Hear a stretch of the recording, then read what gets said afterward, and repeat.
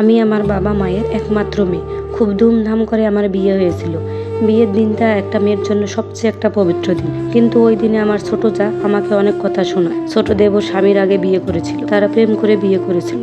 একটাবারও আমার স্বামীর কথা ভাবেনি। ছোট দেবরের যখন বিয়ে হয়েছিল তখন আমার স্বামীকে অনেক কথা শুনতে হয়। অনেকে বলেছিল যে আমার স্বামীর নাকি শারীরিক সমস্যা আছে, যার কারণে সে বিয়ে করতে পারতেছে না, এই জন্য ছোট ভাই আগে বিয়ে করে নিচ্ছে।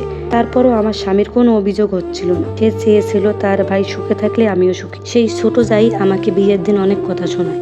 তাদের নাকি ভালোভাবে আপ্যায়ন করা হচ্ছিল না, এমনকি আমার স্বামীর কাছে বসে আমাকে খেতেও দিবে না। এভাবে আমার বিয়েটা সম্পূর্ণ হয়। শ্বশুর বাড়িতে আসলাম, আলহামদুলিল্লাহ শ্বশুর বাড়ি সবাই ভালো। বিয়ের দুদিন পর আমার ছোট যা বাপের বাড়ি চলে যাবে। ওই সময় আমার শাশুড়ি মা বলল আর কিছুদিন থাকতে পারতে। তখন আমার যা বলল, কেন, নতুন বউ এসেছে, নতুন বউ সব কাজ করবে। কথাগুলো শুনে আমার অনেকটা খারাপ লাগলো। তখন আমি ভাবতে লাগলাম আমার প্রতি তার কিসের এত হিংসা।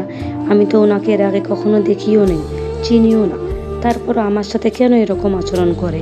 পরে বুঝলাম আমার স্বামীর কোনো চাকরি ছিল না, তখন ওদের সম্পদ আর আমাদের সম্পদ সব কিছু আমরা খাই, সেজন্য হয়তো উনি এরকম করতেছেন। কিন্তু আমরা তো ইচ্ছে করে খাই না।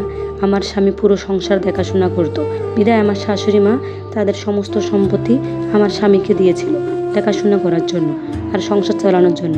যাই হোক, আমি আর তাকে কিছু বললাম না। আমার ছোট যা তার বাপের বাড়িতে চলে যায়। তারপর আমি আর আমার শাশুড়ি মা ভালো করে সংসার করতেছিলাম। কিন্তু আমাদের বাড়ি থেকে কী হতো সব কিছু আমার আর একটা যা সে খবর দিত। এতে আমি বেশ অবাক হলাম। মানুষ কি এমনও হতে পারে? আমার ছোট জায়ের আর একটা হিংসে ছিল। আমি আমার বাবা মায়ের একমাত্র মেয়ে, আর আমার বাবা প্রাইমারি স্কুলের মাস্টার। এভাবে 2টা মাস কেটে যায়। তারপর আলহামদুলিল্লাহ হঠাৎ করে আমার স্বামীর চাকরি হয়ে গেল হাই স্কুলের।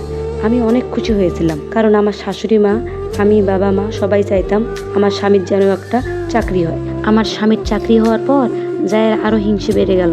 এখন সে আমার সাথে কথাই বলে না। এই ভাব করে আমার বিয়ের 2টা বছর পার হয়ে গেল, কিন্তু আমার জায়ের ব্যবহার এখনো পরিবর্তন হলো না। ভেবেছিলাম আমার কোনো বোন নেই, বিয়ের পর তাকেই বোনের মতো দেখব, কিন্তু না, সে সব সময় আমাকে হিংসে করেই গেল। এই স্টোরিটা যে আপু পাঠিয়েছেন তার পরিচয়টা গোপন রাখতে বলেছেন। আসলে পর কখনো আপন হয় না, আর যা কখনো বোন হয় না, এই কথাটি একদম সত্যি কথা।